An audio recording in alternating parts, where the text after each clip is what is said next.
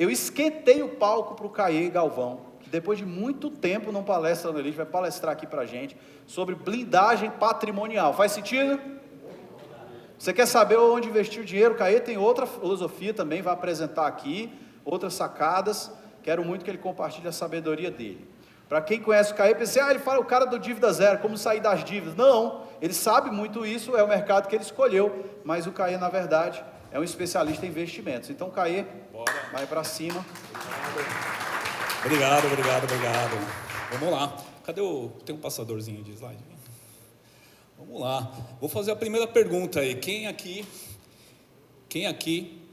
quer $1 milhão? Vamos lá. Quem é? $1 milhão na conta de investimento, não é na conta da empresa, não é no imóvel, $1 milhão. $1 milhão na sua... Aí a gente já vai para o outro. Já tem? Ótimo, vamos para o próximo passo. Tem um passador depois, vocês estão arrumando aí? Legal. $1 milhão seria hoje equivalente a R$5 milhões na sua conta de investimento. Agora, quem aqui quer renda passiva, que paga o seu estilo de vida, o seu custo de vida? Quem aqui quer? Está pagando, pelo menos, uma boa parte. Legal. Legal, vamos lá. Seguinte, por que eu fiz essas duas perguntas, né? Justamente para colocar nesse contexto. Sei que muita gente me segue, vê a questão do dívida zero, e eu vou até explicar por que eu escolhi o dívida zero. O Conrado fala porta de balada. Eu podia ir para a área de investimento ou para a área de dívidas. Na época que eu comecei no digital, dívida zero era, vamos dizer, o caminho mais rápido para mim me destacar, né? Mas boa parte do meu expertise vem de investimento. Deixa eu pegar aqui. Deixa eu me achar aqui, peraí. Qual que avança aqui? Tá. Vamos lá, já fiz as duas perguntas aqui. E agora é o seguinte. Pensamento. Você se considera rico ou rica hoje? Não estou falando você se considerar pela sua empresa, não estou falando da sua empresa, estou falando de você na pessoa física. Você se considera rico ou rica? Quem aqui considera? Tem alguém que considera rico ou rica? Vamos pegar a estatística então, vamos pegar o que falam, né? Segundo a GV, um rico hoje representa 1% do brasileiro, tem a renda mensal de 27 mil. 27 mil caindo na sua conta e, né, um patrimônio de 4,6 milhões. O Damásio ali tem esse patrimônio, já falou. Então ele considera, certo? Agora tem o ultra rico, que é 0,1% dos brasileiros. E aí talvez seja o próximo nível do Vitor ali, que é ter uma renda de 95 mil, renda e patrimônio ali, líquido, de 26,2 milhões. Isso é o ultra, isso é 0,1 de todos os brasileiros. É muito louco quando a gente vê isso, a gente sempre fica naquela, né, o que é ser rico, o que é ter riqueza. Isso é considerado uma maneira mensurável de ter isso. E foi muito bacana que na palestra do Douglas, ele antecipou uma coisa para mim, que eu gostaria que vocês colocassem a meta de vocês numérica aí. E você já colocou os 5 milhões, quem já atingiu a meta, aqui não é nem dobrar, vamos colocar a segunda meta. Se você já atingiu, você já é rico. Qual é a segunda meta? Ser ultra rico. E é engraçado que eu conheço pessoas que estão ali, atendo inclusive algumas pessoas, né? Tem uma pessoa na minha família que até eu acho que está no 0,1, né? Está ali no 0,1. E assim, o mindset, por exemplo, uma pessoa dessa hoje, ela pode alcançar ajuda, não só, né, como está acontecendo agora no Rio Grande do Sul, pode fazer doações, começa a trabalhar no nível de filantropia, não só de empresas, então é um outro nível. E você vê que essas pessoas, por exemplo, um ultra rico que eu conheço, por exemplo, ele escolheu um negócio único para a vida dele, mexer com areia. Sabe o que é mexer com areia?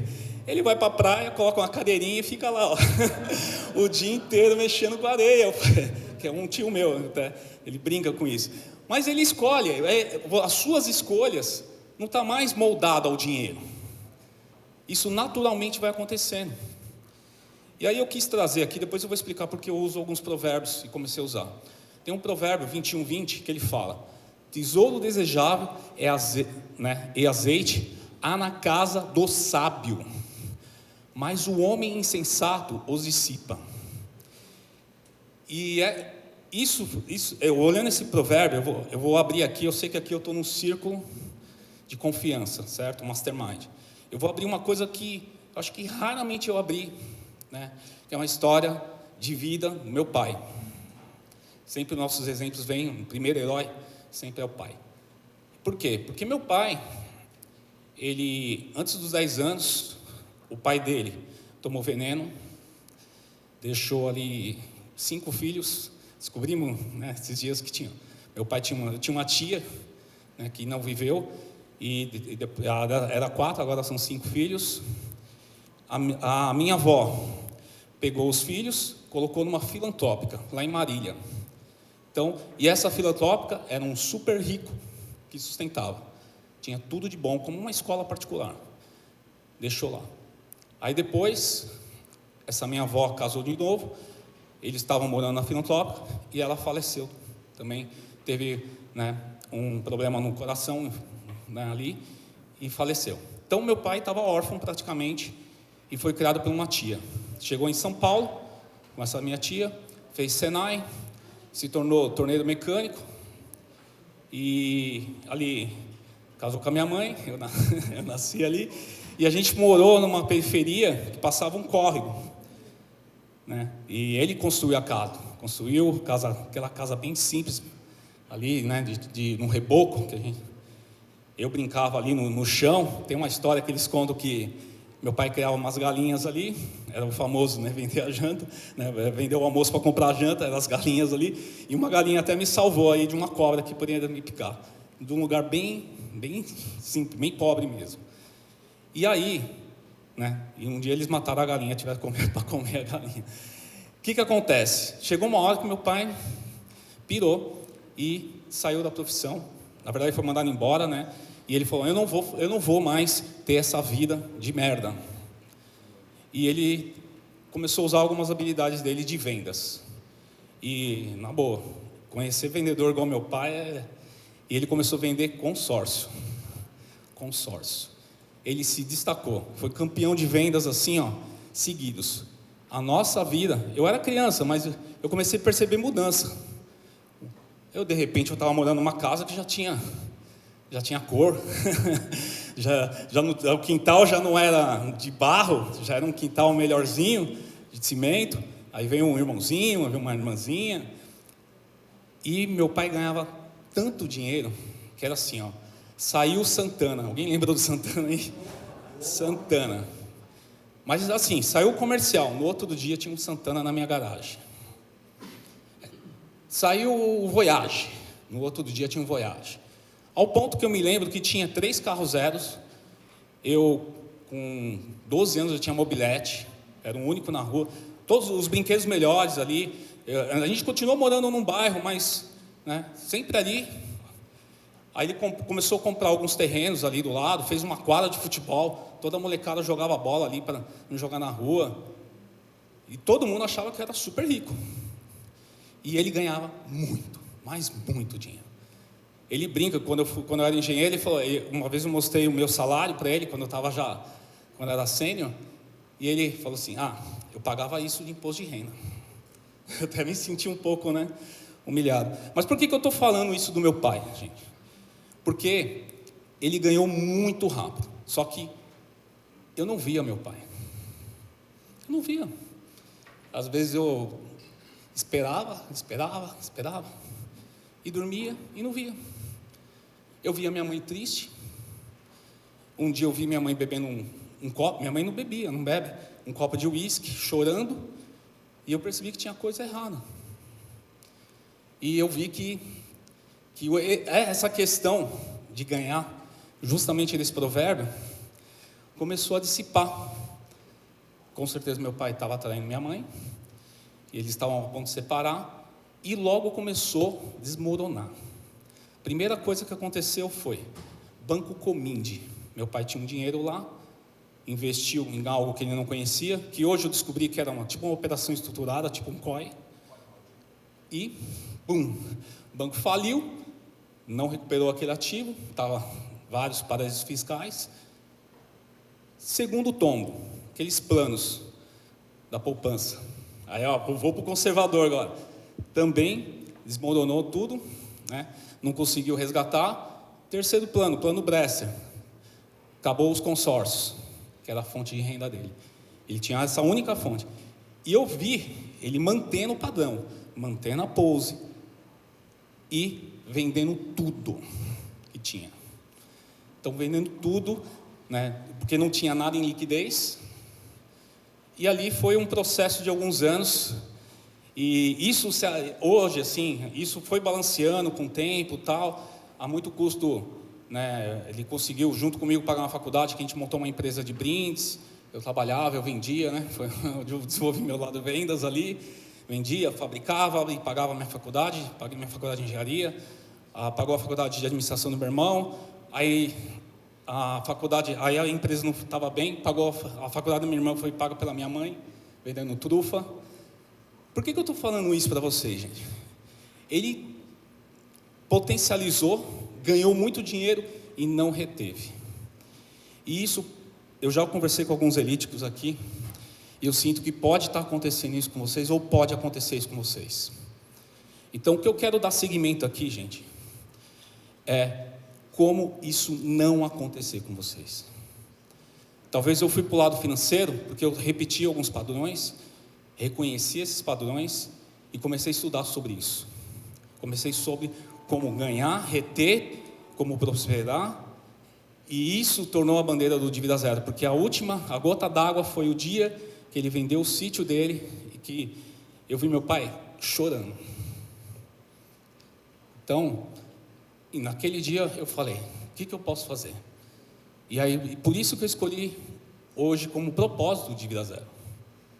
Essa foi uma das escolhas, talvez ali para libertar ele. Hoje eu já me livrei disso, hoje eu coloco isso como uma missão de vida, porque eu vejo o resultado que eu dou, eu ajudo as pessoas. Mas esse foi o gatilho, e o Conrado usou muito bem, porque é ele que descobriu isso. Ele usou muito bem na hora de escolher a porta da balada. E aí eu quero ensinar vocês aqui, eu quero passar alguma coisa para vocês, talvez não é uma palestra tão técnica, mas princípios de investimentos, né, e sobre dinheiro, para não cair nisso, para não cair nessa armadilha. E eu quero que vocês pensem nesse conceito de engrenagem. Aqui está uma engrenagem que é o seu negócio, aqui está as suas finanças pessoais, e aqui está você e sua família. O seu negócio você pode trocar essa engrenagem, se quebrar, né, você pode substituir, fazer alguma coisa. Você pode, se quebrar o seu negócio, você constrói outro.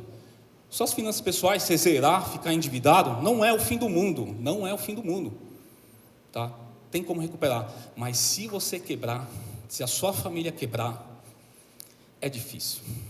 A única engrenagem aqui que não pode quebrar é você e sua família. Essa é a engrenagem principal da sua máquina de criar riqueza. Então, onde você vai se blindar? Finanças pessoais pode te blindar, mas aqui não pode. E aqui você pode reinventar. Então, essa engrenagem você não pode quebrar. Tem muita gente que mistura as contas pessoais com as contas da empresa. E aí tem aquele jargão, você tem que separar. Você não tem que separar. Você tem que ajustar a engrenagem. Você tem que integrar, que é diferente. Então, por quê? Se você separa, uma coisa não vai girar em falso. Você tem que integrar. Esse é um primeiro conceito que eu quero trazer para vocês. Tá? E aí vem um provérbio, que é muito interessante, que é de Lucas aí, que é: pois quais de vós, querendo edificar uma torre, não se assenta a primeiro a calcular os custos para ver se tem o que é necessário para completar. Então esse foi um dos erros do meu pai. Ele não calculou, ele não baixou o padrão naquele momento, não calculava, e continuava gastando, e a esperança, etc. Então é muito importante vocês olharem para isso. Então todo o dinheiro que vocês ganharem, uma parte tem que reforçar a sua engrenagem. Uma parte, talvez a engrenagem do conhecimento, a engrenagem do autoconhecimento, mas principalmente você tem que separar uma parte para suas finanças pessoais, fazer uma boa reserva, né? E aí tem uma forma, que é essa forma eu ensino no meu curso, que é a forma da riqueza, uma forma muito simples, uma forma de finanças bem simples, que é, né, tudo que entra, todo ganho, né, menos o que você gasta, menos dívidas, tá? Você tem que plantar. Agora, quando você faz essa conta, aonde você está gastando mais e tem dívidas ali te atrapalhando, e não está sobrando nada, você não está plantando. Se você não está plantando, não está investindo, você não consegue criar aquilo que o Thales ensinou agora, da arca. Você não consegue criar uma outra renda aqui. E pasmem, com R$100 você já consegue fazer isso. Sobrar R$100 aqui, você coloca aqui, vai lá, mesmo no Tesouro Direto Selic, já vai render, vai virar, sei lá, R$1, R$2, e já vai virar uma renda. Depois você vai aumentando. Como que você ajusta essa forma se isso não está funcionando? Ou como você potencializa essa forma? Primeira coisa, eliminando dívidas. E aqui tem um parênteses. Tem dívida boa e tem dívida ruim. Então, só vou fazer um resumo. Dívida boa é aquilo que você pegou, o dinheiro do banco, colocou no seu negócio, e o ROI foi muito superior ao juro. Ou seja, pagou a dívida e pagou os juros, está tudo certo. Dívida ruim é aquela que você não consegue pagar os juros do banco. Aquela que você pegou pagou 3 e, né, Então isso serve para você olhar. Olha o seu imóvel hoje. Você tem um imóvel financiado, dá uma olhada se é uma dívida boa ou uma dívida ruim. Às vezes você acha, mas eu tenho um bem material que vai valorizar, tal. Mas quanto que vai dar de retorno? Elas por elas? Ou, se você vender o imóvel e considerar o financiamento, quanto você gastou? Então, tem estratégias para você eliminar, não pagar esses juros nem do imóvel. Então, qualquer dívida que não coloca dinheiro no seu bolso, você não tem um ROI que é maior que 3, é dívida ruim. Então, você elimina isso, eu digo assim, foca em diminuir isso ou reduzir isso, para que essa forma se potencialize. Segunda forma de potencializar, olhando o seu custo de vida. E tem uma palavra que eu não uso, é cortar gastos. Não uso. Cortar gastos é muito ruim. Você tem que otimizar. Porque quando eu falo cortar, você vai numa curva ABC. Deixa eu ver isso aqui. Essa aqui eu não vou usar, essa academia está muito cara, vou cortar. Cara, às vezes aquela academia está te motivando a cuidar da saúde, que está te motivando a outros fatores. Mas você pode otimizar, entendeu? Otimizar é o mais com menos. Isso eu aprendi na indústria automobilística. Porque um dia chega, né, nosso chefe de engenharia chegou lá e falou, olha, projeto tem que custar 30% mais barato, vocês não podem arrancar pneu, roda, nada. Vocês começam a analisar aí a lista de peças e ver onde que vocês conseguem melhorar. Cara, a gente descobriu, a gente fez uma otimização e conseguimos chegar na meta olhando parafuso. 10 mil peças de um carro, 5 mil são fixadores. Peças pequenas. Se eu fosse cortar, nunca ninguém ia chegar lá. Peças que foram desenhadas na década de 50, na década de 70. A gente tinha lá um laboratório maravilhoso, com toda a tecnologia já, né, com CAD, com toda... Cara, a gente só de um novo projeto, a gente conseguiu chegar numa meta de um carro melhor, mais leve, com qualidade. Estou falando de parafuso, mas só para chamar a atenção mesmo, que se você olhar o seu orçamento, vai ter pelo menos 50 linhas para você observar. 50 linhas para você questionar. Cara, eu pago R$300 de luz. Será que eu consigo otimizar? Você vai na internet, tem até um vídeo meu lá, falo disso, e aplica uma dica. Entendeu? Será que eu consigo otimizar, né, negociar o meu supermercado? Você não precisa tirar nenhum item da sacola. Aliás, você pode levar todos os itens, leva uma listinha, não vai com fome, não leva criança, né? Cria uma meta de otimização. Será que eu consigo otimizar, né, a balada, o jantar, a saída? Você consegue, você não vai cortar isso. Você só vai ajustar. Peraí, se eu quero investir mais dinheiro, deixa eu colocar uma meta. Se eu gasto 1.000, será que se eu gastar 800?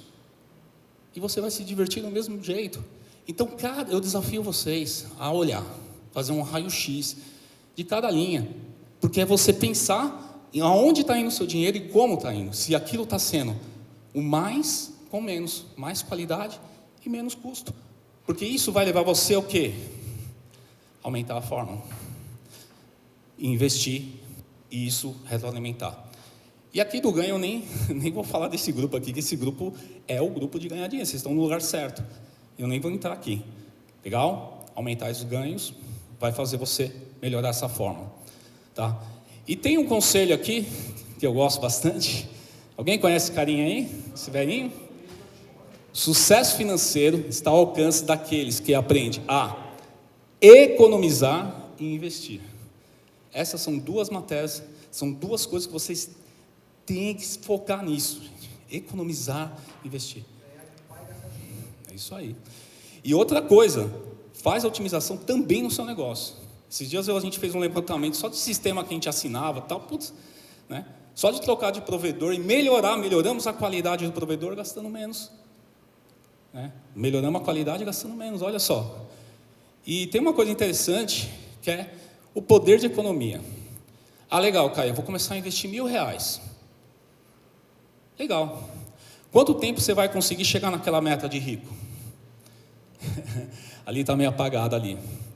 Né? Mas ali está dando ali, ó, 35 anos. Aí você fala, ixi, meu, 35 anos. É tempo, hein? Você imagina você agora, soma daqui 35. Você fala, putz, não dá para investir só R$1.000. Você começa a investir agora, se você não investir nada, só para te motivar. Mas você não vai ficar rico só investindo R$1.000, gente. Sua fórmula da riqueza precisa ser melhorada aí. Legal? Isso eu estou falando na sua pessoa física. Vamos lá, vamos tentar chegar na meta. Vamos aumentar, vamos colocar 5 mil. Para quem é empresário e empreendedor, acho que tem que ter isso. Quando você for desenhar seu orçamento, você tem que colocar o seu custo de vida e mais um valor para você investir. 5 mil. O meu Caê, foi 76 mil mês. Durante muito tempo. Sabe com quanto eu consegui começar? 12.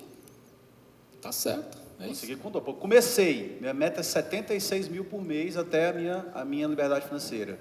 Não tinha 76, eu tinha 12 para distribuir ali e tal. Cara, um dia se tornou muito mais que 76. E aí eu cheguei na meta. Mas esse princípio é isso. Você tem que ter uma meta de esse dinheiro é para eu investir. Ponto, acabou. É isso. E bota uma meta alta. 5 mil tá pouco demais, cara. Eu espero que você vai passar 15 slides aí, vamos chegar aqui, 50. Aí, melhorou. Mas eu coloquei 20 mil porque é o seguinte, gente. Assim, depende do seu negócio, depende de quando você tira, porque isso aqui é a mais o seu Prolabore ainda. Isso aqui é o lucro. Então não pense no Prolabore, pense no lucro. Então, se você olha a sua empresa para pagar o seu Prolabore, eu já cometi esse erro, sou empresário recente, tenho 7, 8 anos. Eu errei nisso. Eu falei para a Sheila, erramos na meta. Precisamos de uma meta mais alta. No faturamento, para que a empresa dê lucro. Essa é a distribuição que tem que cair no meu caixa, praticamente mensal. 5 milhões, 12 anos. Mas eu vou colocar o 12 anos aqui, eu vou manter o 12, tá? Não vou... Você pode acelerar isso quando você começa a buscar o lucro. Posso te interromper? Pode. 5 milhões em 12 anos, 20 por mês, não é? Isso. 12 anos aí. 5 milhões em 2 anos e meio, 40 por mês. 5 milhões em 1 mês e ponto 25, em 80 por mês. Cara, é simples, é matemático. Você só tem que ter sua meta. Quanto é que você vai guardar, investir por mês? Ponto. Só que tem uma coisa assim, legal. Essa é a meta. Mas o que ajuda você? Não é o tanto que você investe. Porque aqui o tanto que você vai investir é 2 milhões. É quanto esse dinheiro trabalha para você. E ele trabalha na linha do tempo. Legal? Legal pegar esse conceito aqui. Agora dá uma olhadinha no Warren Buffett. Na curva de patrimônio dele. É o tempo, gente. Ele só foi ficar milionário com 30, bilionário com 56... e depois é exponencial. Isso que o Thales está falando é exponencial. O que ele falou, que eu ganho de renda passiva ali no real estate já paga meu custo de vida, é exponencial, porque ele está reinvestindo, você entendeu? Então, essa é a mensagem. E aí entra um outro provérbio que é, construa um estilo de vida que você possa manter e desfrutar. Isso não é o Caê falando, isso é um princípio aqui, ó. Caminhando com a segurança rumo à independência financeira. E está em Provérbios 21:5, né? Planos diligentes tendem à abundância, mas todo aquele, né, que tem pressa, só chega na necessidade. Ou seja, né, você tem que olhar o seu estilo de vida hoje. Não pense no estilo de vida, sei lá, né, é legal ter uma Ferrari. Eu não acho bacana, porque um dia que eu dirigi carro esportivo eu não curti muito. Acho legal se tiver uma pista. Mas, cara, mas seu padrão, se você tiver, sei lá, um Jeep, legal, bacana. Tá levando, tá lá, né? Dá para você. Mantém. É confortável? Seu filho está numa escola legal? Mantém. Então, estabeleça um padrão que você consiga manter. Não tente passar esse padrão agora. Entendeu? Então, mantenha esse padrão até você conseguir as metas. Legal? Porque depois, isso vai perpetuar muito tempo.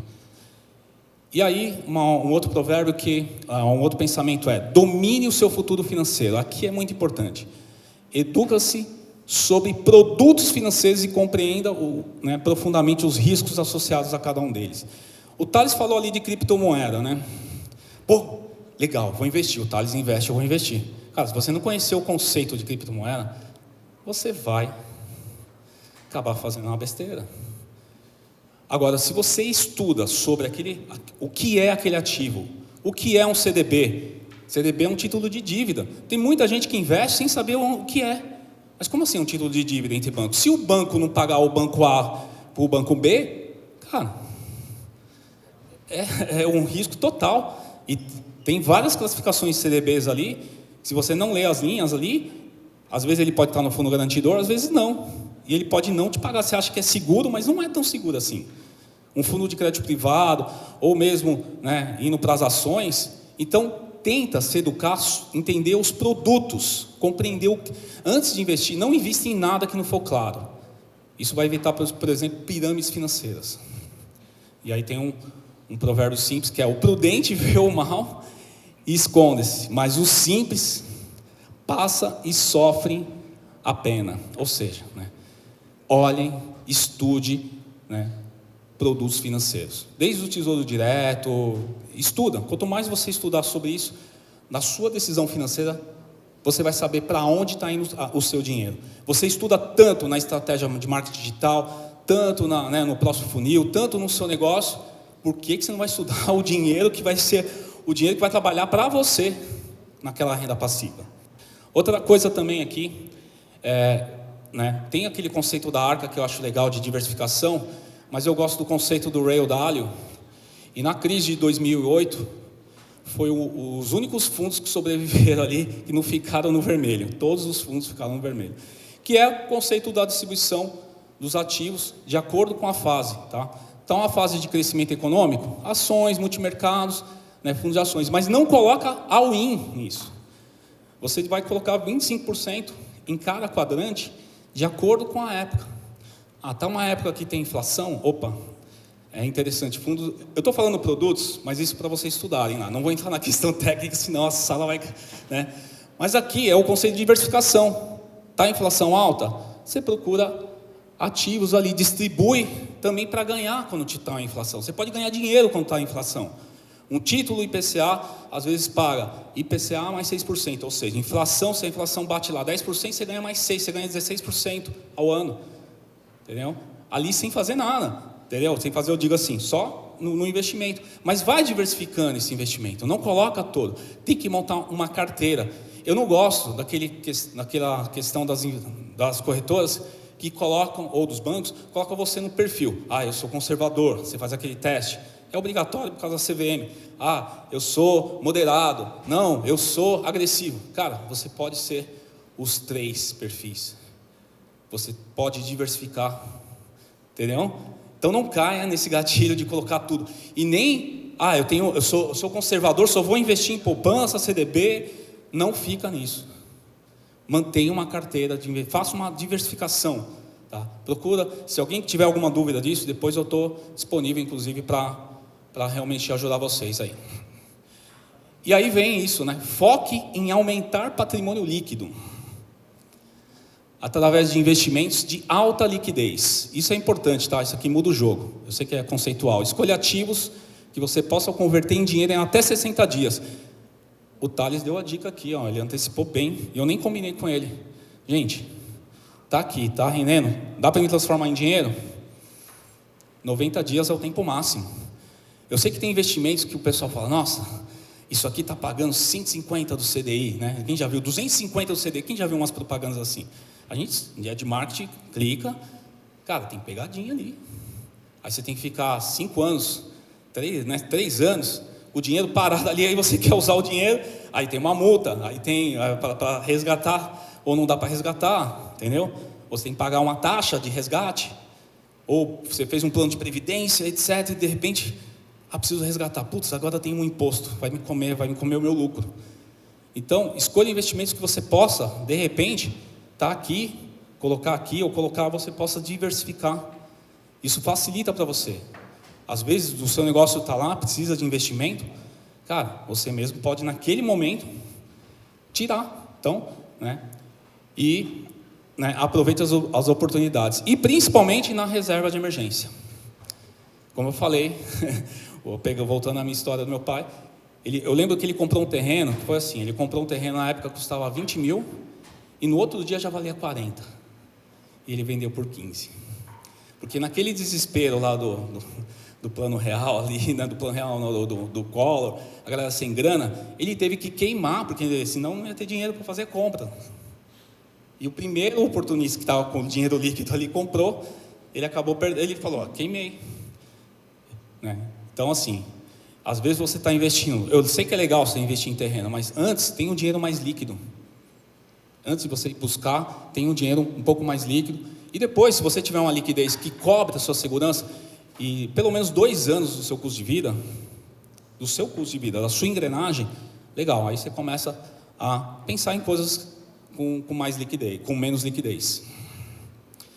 E a outra coisa aqui, essa é uma frase minha que eu gosto de falar para meus alunos, antes de se aventurar em riscos no mercado financeiro, garanta a reserva de emergência. Foi o que eu falei agora, né? Pelo menos 2 anos, tá? Então, antes de aumentar o risco, e o seu negócio é o que tem mais riscos, sabia disso? Negócios, empreendedorismo, a gente tem uma tabela de risco no mercado, tá? Tem uma tabela de risco, ações, de tudo, a gente sempre sai esse relatório, eu analiso. Quando eu olho para o negócio, quando eu olho para o meu negócio principalmente, já olhei outro negócio de colegas, tem muito risco. Então, se você tem uma parte de investir, aquele all-in que o Thales falou, pensa nisso. Putz, será que eu tenho a minha reserva? Será que eu posso investir um pouco menos, crescer um pouquinho mais na grade, continuo investindo, mas será que eu tenho que colocar tudo, arriscar tudo nesse momento? Tem alguns momentos, sim, se for aquela bala de prata, você vai ter que fazer aquilo, não vai ter jeito, mas pode ter um momento que você realmente fala, não, deixa eu fazer uma curva de crescimento e ganhar a minha reserva, que é a sua engrenagem, lembra? É a engrenagem sua e da sua família, legal? Pegaram isso? E esse conceito liberte a sua mente, invista em autoconhecimento e desmonte suas crenças limitantes. Gente, não é só sobre dinheiro. Se você tem crenças limitantes, você não vai conseguir, você vai tentar, você vai começar a dar coisas erradas, vai dar imprevisto, o seu negócio vai travar, aquele lançamento pode drenar dinheiro. Esse negócio de crença é tão forte, teve um momento na minha vida que, cara, eu cheguei a receber mais de 20 multas de trânsito, perdi minha carteira, e aí eu descobri que eu estava com uma crença ali, e o dinheiro drenava. E você acha que meu pai não conseguiu prosperar? Muitas crenças. E até hoje é uma dificuldade, né? Eu tenho esse mesmo desafio, tá? De fazer isso. É uma dificuldade. Então, trabalhe as suas crenças. Eu investi muito em autoconhecimento. Tem uma aqui em casa, uma terapeuta, mas ela sempre pegando no meu pé. Vai lá, você está travado, faz uma constelação, faz uma hipnoterapia, vamos lá no método CIS, sabe? E isso que é legal, né? É o chute na bunda. Direto chute na bunda, gente. Por quê? Tudo que eu preciso está dentro de mim. Isso eu aprendi num treinamento que ela me colocou lá dentro. Fiquei até com raiva dela. Mas Mas depois eu cheguei chorando, agradecendo, né? Pedindo perdão. Mas, gente, isso fez eu crescer, isso fez eu estar aqui, isso fez eu escrever meu livro, entendeu? Perto da minha história. Eu falo, isso é um milagre eu estar aqui falando para vocês. Tem gente que falou, mas você não parece tímido. Nossa, eu perdi promoção porque não vim aqui na frente.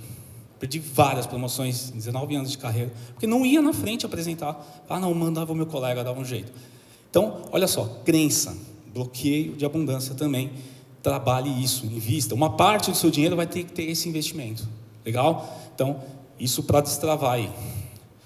E aqui, gente, eu não vi a apresentação de ninguém aqui. E eu não combinei com ninguém, mas eu estou trazendo o que está no meu coração.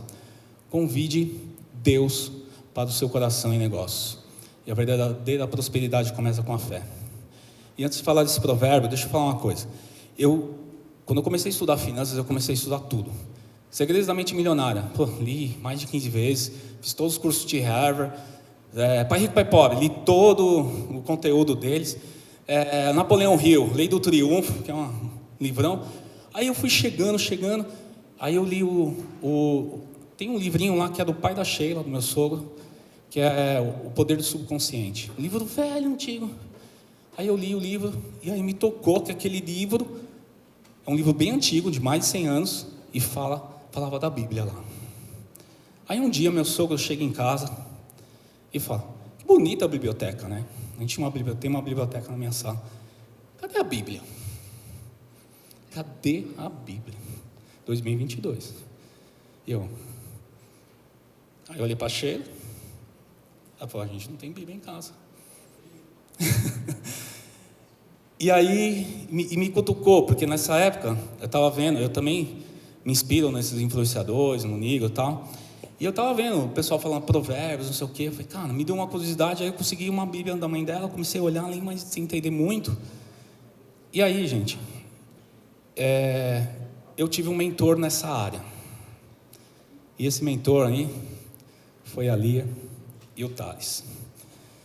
Então foi fundamental eles me mostrarem isso, não só a palavra, mas me mostrarem o conhecimento. E aí eu tive uma descoberta, que a Bíblia é o melhor livro de finanças. Por que eu coloco provérbios e coloco em todos os meus conteúdos a partir de agora? É o melhor livro de finanças. E essa Bíblia aqui, ela é muito especial. O Thales não está na sala, mas ele está aí, cadê? Essa Bíblia aqui eu ganhei dele. Então eu ganhei do meu mentor. Cara, tem uma hora que ele falou, Caio, você está lendo muito rápido. Pensa, esse é o melhor livro de finanças, gente. Eu não estou aqui querendo, assim, primeiro eu comecei a ler a Bíblia no ano passado, depois de 50 anos, depois de ler um monte de livro, um monte de coisas, né? E aí eu aprendi isso. Consagre o Senhor em tudo que você faz, e os seus planos serão bem-sucedidos. Provérbios 16, 13, que foi a primeira palestra que a gente viu, né? Isso aí. E ninguém combinou. Então, assim, gente, o que eu falo para vocês? Se estiver dando tudo errado, se fez todos os conselhos que estão aqui nessa sala, técnicos ou não técnicos, cara, procura a ajuda de Deus. Eu não sou pastor, não sou nada, nem estou estudando para isso. Mas procura. Se tem algo errado ali, cara, você tem que procurar. Se tem algo errado na sua família, no seu negócio, que você já diagnosticou, talvez seja isso. Eu acho que sem isso vai ser difícil você alcançar a independência financeira, porque isso é um fator primordial. Meu negócio também estava indo para o buraco. A gente estava entrando ali, né, numa espiral. Estava acontecendo várias coisas na nossa vida pessoal. E quando a gente começou a procurar, parece que alguém chegou e começou a trazer essa clareza. Então, esse, vamos dizer assim, é um último conselho que eu trago de tudo, né? Não quis trazer uma palestra técnica, quis trazer uma palestra mais mentalidade de investimento. Se vocês precisarem de alguma ajuda na questão técnica, eu não sei onde investir, não sei como montar minha carteira, cara, me chama. Ou estou com problema de dívida. Vocês têm aqui dentro do Mastermind, cara, um parceiro para isso, tá? Um parceiro para isso, tá? Tem pessoas que me procuram, eu falo, cara, faz o seguinte, vai lá, tem meu curso, tem isso. Se precisar, do que você precisar, você tem um parceiro para isso. Não passe perrengue financeiro, ou uma decisão que você tem que tomar, pode conversar, isso sou bem aberto a isso aí, legal? E, né, tô aberto a perguntas aí antes da gente fazer o Tamo Junto à Missão aí. Uou!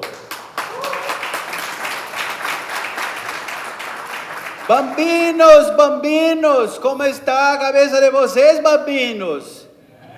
Olá! Está fritando, bambinos? Que é Como está a cabeça de vocês, bambinos? Digam para mim. Fritou?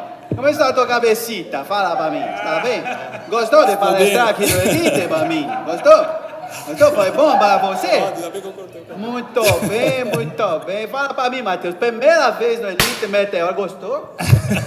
O coração ardeu e a mente fritou? Muito bom. Você chegou só hoje, não foi, bambino? Meu italiano não é muito bom, não muito bueno, não. Você que é espanhol. Por isso que eu não quis ser ator. Mesmo assim, quero saber se tua cabeça está fritando, Alexandre Palário. Já torrou. Já tá Torrou. E você? Me fritou? cago tu padre. Fritou? Eu quero perguntar para esse carequinho aqui, como é que tá, carequinho? Arriba. A cabeça chapa quente? Dá para fritar um ovo? Tem certeza? 2 ovos? Vamos fritar só um? Vamos lá. Vamos fritar só um ovo na cabeça dele? Ei! Só um ovo? Parece até que nós combinamos, essa era a piada. Vem cá, deixa eu fritar um ovo na sua cabeça. Eu posso? Sim! É cozido! Até cozinhou. Curtiram, galera? Uau. Cabeça fritou? Essa fritou. Tem pergunta. Tem pergunta aí? Pergunta. Respondeu uma Perguntas. perguntinha. Vamos lá. Perguntas. Então, cara, eu vi que tem muita gente às vezes que passa perrengue, frita a né? cabeça da galera. E tem aquela crença limitante também ao contrário, na situação de investimento na empresa. Então, por exemplo, o governo agora está oferecendo o Pronamp. Né? A gente, por exemplo, tem estúdio para fazer, a gente tem feito tudo com o nosso próprio dinheiro. Qual é o momento de usar o Pronamp, daquilo que a gente faturou, bate mais do que precisa para o limite, mas usando esse negócio de taxa Selic mais 6% ao ano, qual é o momento de usar uma coisa dessa, por exemplo? Porque existe a crença de a gente não pega dívida, a gente nunca fez isso, mas eu também ouço que quando você está num outro nível, que é escalar, você usa sim dinheiro. Como é que funciona? Excelente pergunta. Eu não vou falar qual é a melhor taxa de juros. O Pronamp sim tem taxa atrativa. Eu escolheria ali abaixo da Selic, está excelente. Mas a questão não é a taxa mais. A questão é se você saber do seu plano de negócio, o seu ROI projetado. ROI, não o ROAS. Porque assim, se você qualquer dinheiro que você pegar, o dinheiro ele é caro se você for pagar juros. Juros é o custo do dinheiro. Entendeu? Essa é a mentalidade. Então, quanto eu vou pagar de juros? Aí eu vou pagar X. A minha dívida, vou pegar 100 mil no Pronamp, no final lá da ponta, dependendo do prazo, sei lá, você vai ter que devolver 200 mil. Você vai ter que faturar 200 mil. Aí você vai olhar no seu plano de negócio, fala, cara, com esses 100 mil, se eu faço 200, não compensa. Agora, com esses 100 mil, faço 300, aí está borderline. Agora, com esses 100 mil, faço 500, faço 1 milhão, opa. E aí um hack que eu acho interessante disso é assim, não usa isso como MVP, já tem um MVP já validado. É fácil fazer MVP no digital, entendeu?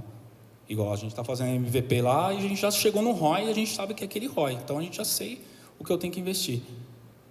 Eu pegaria um Pronamp se eu tivesse essa resposta do ROI mesmo, da operação, de tudo, de quanto isso vai retornar e cuidado com a linha do tempo para implementar.